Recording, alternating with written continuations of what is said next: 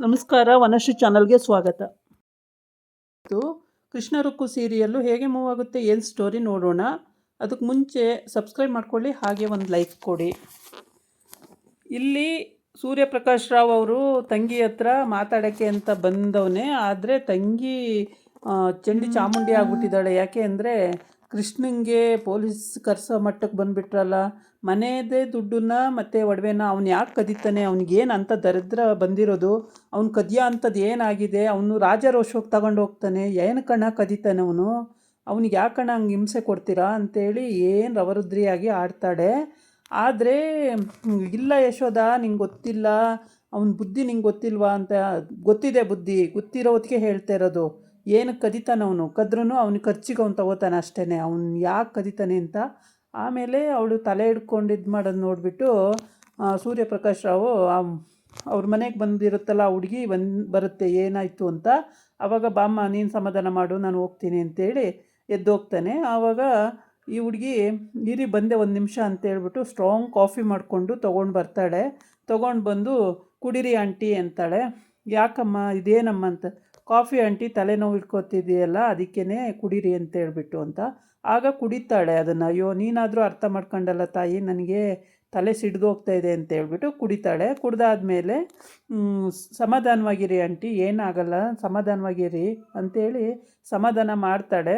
ಈ ಕಡೆ ಕಲ್ಯಾಣಿ ಅಪ್ಪನ ಮನೆಗೆ ಹೋಗಿದ್ದಾಳೆ.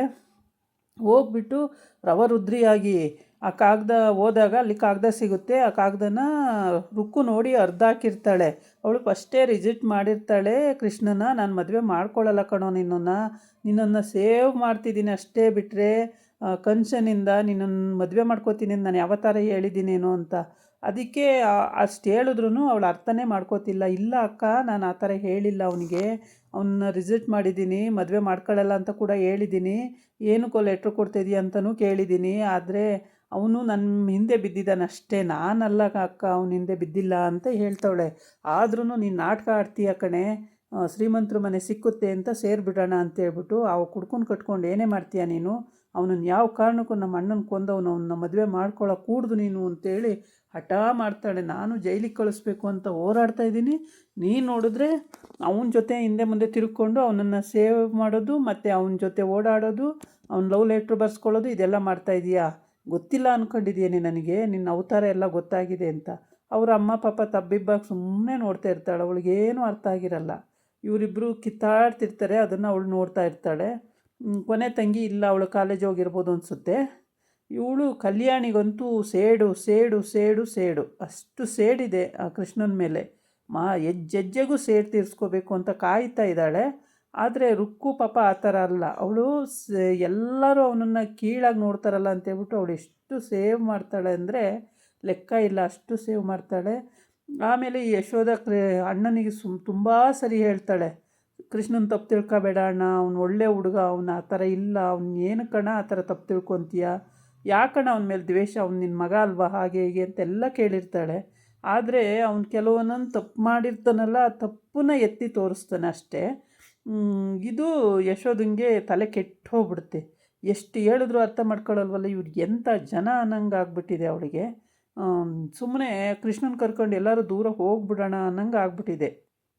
ಹಾಗೆ ಯಶು ಸುಮ್ಮನಿರು ಅಂತಾನೆ. ಕೃಷ್ಣ ಏನು ಮಾತಾಡೋಕ್ಕೆ ಹೋದ್ರು ಸುಮ್ಮನಿರು ಯಶು, ಸುಮ್ಮನಿರು, ಮಾತಾಡಬೇಡ ಸುಮ್ಮನಿರು ಅಂತಾನೆ.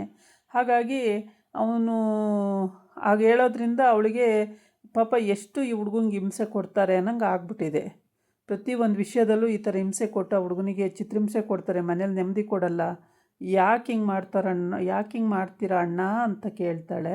ಆವಾಗ ನಿಂಗೆ ಗೊತ್ತಿಲ್ಲ ರುಕ್ಕು, ನಿಂಗೆ ಗೊತ್ತಿಲ್ಲ ಯಶು, ಸುಮ್ಮನಿರು ನೀನು, ಏನು ಗೊತ್ತಿಲ್ಲದಲ್ಲಿ. ಯಾಕಣ್ಣ ಗೊತ್ತಿಲ್ಲ, ನಾನೇನು ಸಣ್ಣ ಮಗುನ, ಹುಟ್ಟಿದಾಗಿಂದ ನಿನ್ನ ಜೊತೆಗೇ ಇದ್ದೀನಿ, ಈ ಮನೇಲೇ ಇದ್ದೀನಿ, ನನಗೆ ಯಾಕಣ್ಣ ಗೊತ್ತಿಲ್ಲ, ಪ್ರತಿಯೊಂದು ಗೊತ್ತು ನನಗೆ, ನೀನು ಏನು ಕಣ ಹಿಂಗೆ ಮಾಡ್ತೀಯ ಅಂತ. ಆಮೇಲೆ ಈ ಕಡೆ ರುಕ್ಕು ಅಕ್ಕನ ಹತ್ರ ಪರಿಪರಿಯಾಗಿ ಹೇಳ್ತಾಳೆ, ನಾನು ಅವನ್ನ ಮದುವೆ ಮಾಡ್ಕೋತೀನಿ ಅಂತ ಹೇಳಿಲ್ಲ, ಅವನ್ನ ಲವ್ ಮಾಡ್ತಿಲ್ಲ, ನೀನು ತಪ್ಪು ತಿಳ್ಕೊಬೇಡ ಕಣೆ, ಹಾಗೆ ಹೀಗೆ ಅಂತೆಲ್ಲ ಹೇಳ್ತಾಳೆ. ಆದರೆ ಅವಳು ಯಾವುದಕ್ಕೂ ಕೇಳೋದೇ ಇಲ್ಲ, ಹುಚ್ಚಿ ಥರ ಕೂಗಾಡ್ತಾಳೆ, ಕಿರ್ಚಾಡ್ತಾಳೆ, ಏನೇನೋ ಹೇಳ್ತಾಳೆ. ನಾನೇನೋ ದ್ವೇಷ ತೀರಿಸ್ಕೋಬೇಕು ಅಂತ ನಾನು ಓಡಾಡ್ತಾಯಿದ್ರೆ ನೀನು ಅವ್ರ ಜೊತೆನೇ ಸಂಬಂಧ ಬೆಳ್ಸೋಕೆ ಓಡಾಡ್ತಾ ಇದೀಯಾ, ನಾಚಿಕೆ ಆಗಲ್ಲ ನಿನಗೆ, ಹಾಗೆ ಹೀಗೆ ಅಂತೆಲ್ಲ ಬೈತಾಳೆ. ಆ ಅಣ್ಣ ಸತ್ತಿದ್ದಕ್ಕೆ ತಾನೇ ಅವರು ಕನಸನ್ನು ತೋರಿಸ್ಕೊಂಡು ನನ್ನನ್ನು ಅಲ್ಲಿ ಮದುವೆ ಮಾಡ್ಕೊಂಡಿದ್ದು, ನಾನೇನು ಅವ್ರನ್ನ ಇಷ್ಟಪಟ್ಟು ಮದುವೆ ಆಗಿದ್ದೀನ, ಹಾಗೆ ಹೀಗೆ ಅಂತೆಲ್ಲ ಹೇಳ್ತಾಳೆ. ನಾನು ಯಾವತ್ತಿದ್ರೂ ಅವ್ರ ಮನೆ ಹಾಳು ಮಾಡಬೇಕು ಅಂತಲೇ ಹೋಗಿರೋಳು. ನನ್ನ ವಿರುದ್ಧವಾಗಿ ನೀನು ನಿಲ್ತೀಯಲ್ಲ, ನಿನಗೆ ನಾಚಿಕೆ ಆಗಲ್ವೇನೆ ರುಕ್ಕು, ಯಾಕೆ ಹೀಗೆಲ್ಲ ಮಾಡ್ತೀಯ ನೀನು ಅಂತ ಜೋರು ಜಗಳಾಡ್ತಾಳೆ. ಅವರಮ್ಮಂಗೆ ಅದೇನು ಗೊತ್ತಾಗಲ್ಲ ಪಾಪ. ಅವರಮ್ಮ ಬಿಟ್ಟಂಗೆ ನೋಡ್ತಾ ಇರ್ತಾರೆ. ಇವಳು ರುಕ್ಕುಗೂ ಕೂಡ ಇವತ್ತೇ ಇವಳದು ಏನು ಒಳ ಮನಸ್ಸು ಏನಿದೆ ಅನ್ನೋದು ಅರ್ಥ ಆಗಿದ್ದು ಇವತ್ತೇನೆ. ಇಷ್ಟೆಲ್ಲ ದ್ವೇಷ ಸಾಧಿಸ್ತಿದ್ದಾಳಲ್ಲ ಇವಳು, ಏನಕ್ಕೆ ಅಂತೇಳ್ಬಿಟ್ಟು ಅವ್ರ ಅಕ್ಕನ ಮೇಲೆ ಕೋಪ ಕೂಡ ಬರುತ್ತೆ. ಕೃಷ್ಣನ ಮೇಲೆ ನನಗೆ ಯಾವ ವ್ಯಾಮೋಹನೂ ಇಲ್ಲ ಕಣೆ, ನಾನು ಮದುವೆ ಮಾಡ್ಕೋಬೇಕು ಅಂತಲೂ ಇಲ್ಲ ಕಣೆ ಅಂತ ಎಲ್ಲ ರೀತಿ ಹೇಳ್ತಾಳೆ. ಯಾವ ರೀತಿ ಹೇಳಿದ್ರೂ ಇವಳು ಅರ್ಥನೇ ಮಾಡ್ಕೊಳ್ಳಲ್ಲ. ಇದಾಗಿತ್ತು ಇವತ್ತಿನ ವಿಡಿಯೋ. ನಾಳೆ ಇನ್ನೊಂದು ವಿಡಿಯೋ ಜೊತೆ ಬರ್ತೀನಿ. ನಮಸ್ಕಾರ.